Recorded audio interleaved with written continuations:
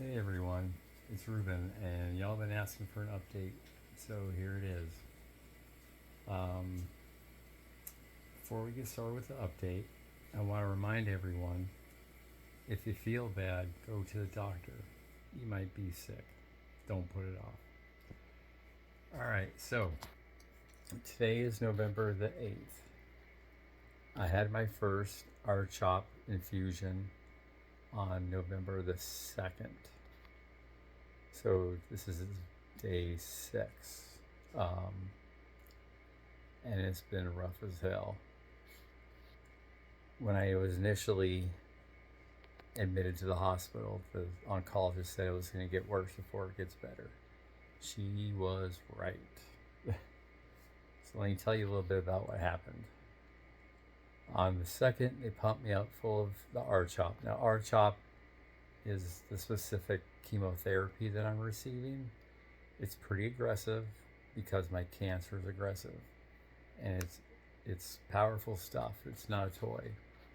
Um, I'm a truck driver, not a scientist, so I'm not going to pretend to explain to you what all that junk means. You can go check Dr. Google if you have questions about the RCHOP. But it's been around for decades, and they know very well what it does and what it's capable of. So I had like 6 hours of just general fluid, and like they don't really explain to you what it is. They just like plug you up to a hose and like fill you with stuff. And then I got the RCHOP on the 2nd.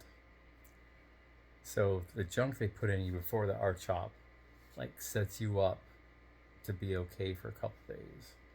And then after about 72 hours, it hits you like a ton of bricks. So Sunday night or Sunday afternoon, I was watching the Dallas Philadelphia game, and in like a snap of a finger, I got like every bad flu symptom you can imagine, like to the nth degree, and it just hit me like a ton of bricks. Um, I didn't vomit or anything, but boy, did I feel like death. So I crawled to bed, and I slept for about 12 hours. And that was like the first instance of feeling really crummy from the chemo. Uh, woke up Monday, still felt pretty bad. Went in for fluids, felt a little better. Um, and then yesterday, Tuesday, I went in and had 10 liters of fluid uh, drained from my abdominal cavity. So the lymphoma pumps was essentially like this gross looking grape juice into my abdomen, and it like pushes down on my organs. It's very uncomfortable. I can't eat. I can't drink. Uh, but the problem is when you take out 20 pounds of fluid from a guy that only weighs 168 pounds, it completely drained the life out of me. Um, it it's a nightmare. Um, but the after effects of getting the fluid drain is actually good. Um, I'm able to eat a little bit more, drink a little more, but the problem is because my lymph nodes are so messed up, it will definitely come back. So I'm back to the clinic today and got more fluids. And I'm going back tomorrow and Friday for more fluids. Um, it's like a full time job being a cancer patient and receiving treatment. But I know how lucky I am to have access to care and insurance. Um, I've done a lot of hard things in the last 47 years, but this would appear to be the hardest. Um, when I got back from the hospital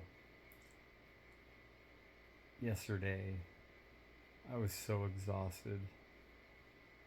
I couldn't make it from my car to the doorstep, so I physically crawled to the door and basically rolled over on the couch and went to bed. Didn't even make it to bed. So every day is a struggle. Like I have to decide, what do I have energy to do? So like some days I have enough energy to shower, shave, and brush my teeth. Some days I don't have energy to do either of those three things. So the days I do shower and shave and brush my teeth, I look at that as a win. I just hope my dentist isn't watching this. Sorry, Dr. Mohani. It's been rough as hell. But I saw the oncologist today, and she said I have a good shot of beating this. And God bless. Oh, sorry about that. And God bless my mother for being my valet and my grocery getter and my meal preparer. Because I just don't have it in me. If lymphoma was on Yelp, I give it a 0 out of 5 stars. Would not recommend. Sorry I dropped the phone. I'm kind of a mess right now. And I'm not going to do a retake. Later.